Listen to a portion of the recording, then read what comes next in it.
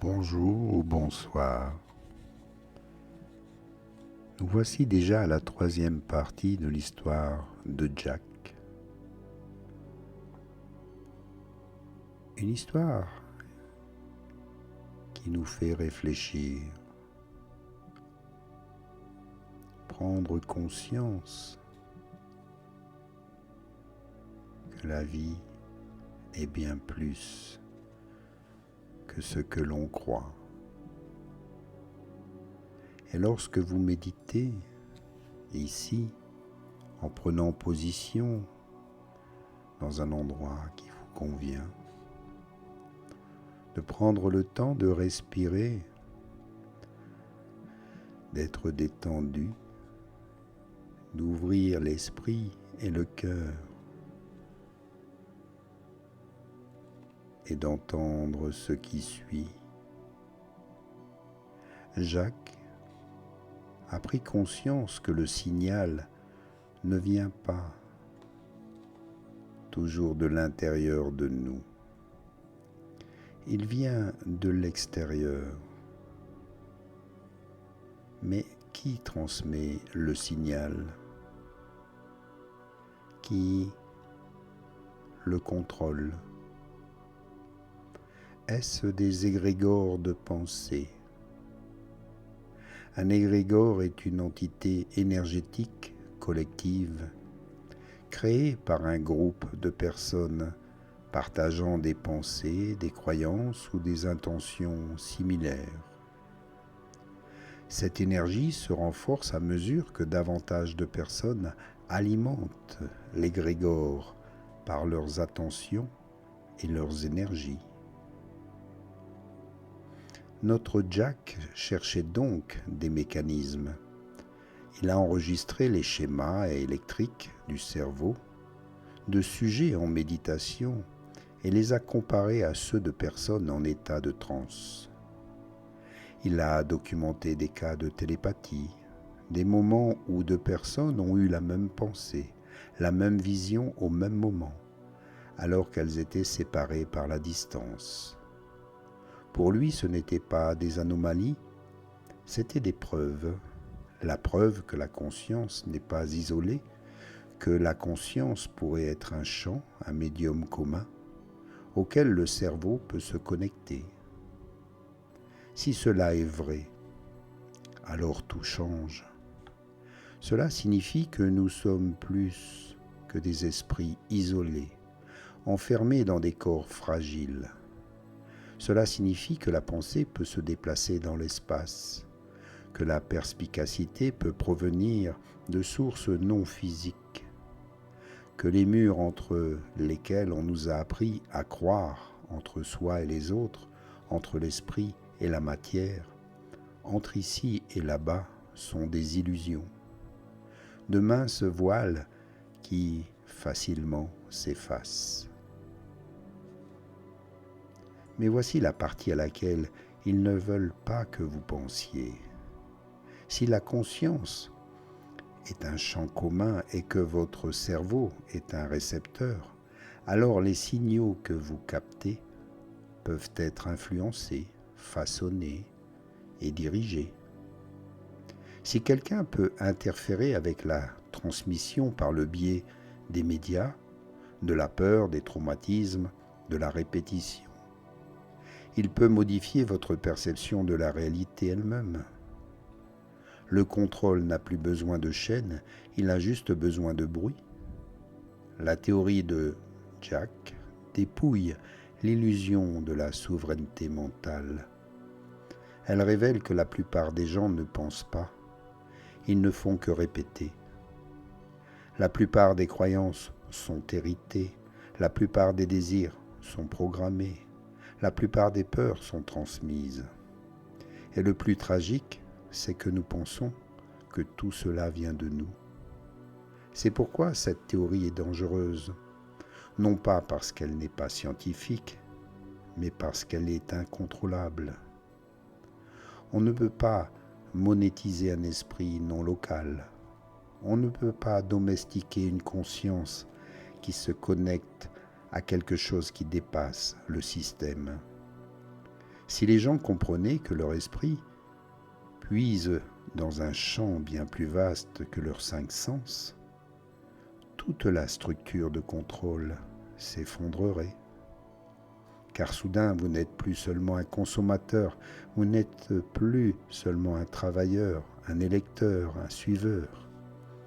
Vous êtes un nœud dans un vaste réseau d'intelligence, un point d'accès à quelque chose de cosmique. Et cela terrifie le système. Parce qu'une personne qui sait qu'elle est plus que son cerveau est une personne qui ne suivra pas aveuglement, une personne qui ne craint plus la mort, une personne qui ne se laisse plus gouverner par la rareté, par l'ego ou par le contrôle. Le cerveau en tant que récepteur signifie que vous n'êtes pas la source de votre conscience, vous en êtes le gardien. Et une fois que vous le savez, ils ne peuvent plus vous posséder. Il y a une raison pour laquelle vous n'avez jamais entendu parler de cette théorie dans tous les manuels de neurosciences, ni vu ou entendu cela, pas même mentionné dans les conférences TED ou dans les documentaires grand public. Seuls quelques mystiques ont osé en parler, sinon aux initiés. Ce n'est pas parce que ces recherches manquaient de rigueur ou de crédibilité, c'est parce qu'il a osé explorer ce que la science moderne a choisi d'ignorer, de nier ou de ridiculiser ouvertement. Le domaine de la conscience qui existe au-delà du matériel. Et lorsque vous vous y aventurez, vous entrez dans un espace où la vérité devient une menace. Jack ne se contentait pas de travailler dans les laboratoires ou les amphithéâtres, il a dépassé les frontières stériles de la science occidentale pour s'enfoncer dans les forêts denses du Mexique indigène. Là, il s'est assis avec des chamans. Il a écouté, observé et documenté des expériences qui ont bouleversé les modèles conventionnels de l'esprit. Il ne s'agissait pas de superstitions ni de contes populaires, mais d'événements réels et reproductibles, d'expériences qui défient tout ce que le monde universitaire considérait comme possible. Des visions partagées, une communication télépathique, une guérison sans contact physique, des guérisons spirituelles comme le Reiki ou le secret, des états de conscience modifiés si profonds qu'ils déforment le temps et dissolvent l'illusion de la séparation entre soi et son environnement.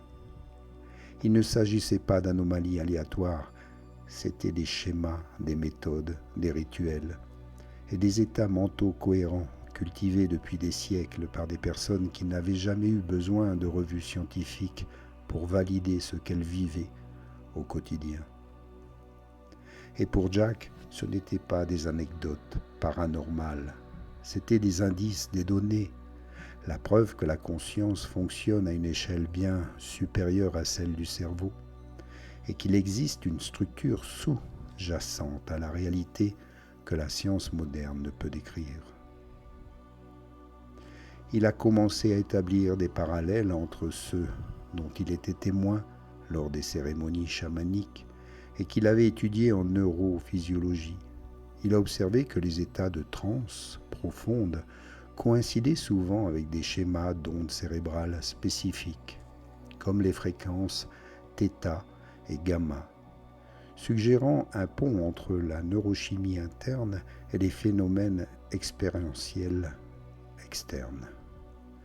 Il ne s'agissait pas d'hallucinations, il s'agissait de changements dans le réglage du récepteur cérébral.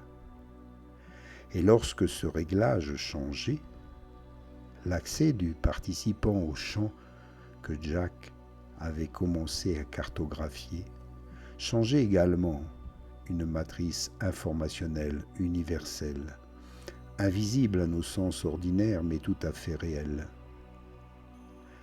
Alors le problème ne venait pas de ces découvertes, mais du fait qu'il les prenait au sérieux. La science ne peut l'entendre. La science a longtemps eu un angle mort pour le mystique, le métaphysique. Tout ce qui ne peut être contrôlé, calculé, mesuré, analysé, ne peut être de la science à leurs yeux. Ce ne sont pour eux que des hasards, des choses que l'on ne peut expliquer. Le mystique doit-il être démystifié? Prenez-en ici conscience. Y a-t-il autre chose? En dehors de tout ce que l'on vous a appris, tout ce que vous pensez connaître, y a-t-il autre chose? Quelque chose qui nous dépasse. Mais pour le connaître et le savoir, il nous faut avoir le courage de l'expérimenter, d'aller visiter l'inconnu.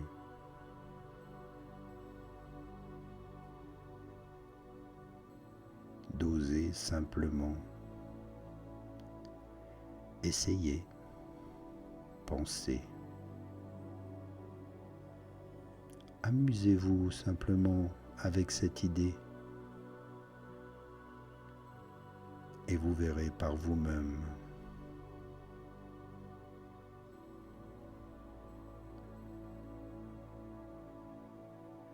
Ici, je vous remercie pour ce beau moment de méditation en suivant cette histoire de Jack. Et à demain pour la suite, car ce n'est pas fini. À bientôt. Namasté. Et dites-moi toujours dans vos commentaires si vous êtes intéressé, si cela vous questionne. À bientôt. Namasté.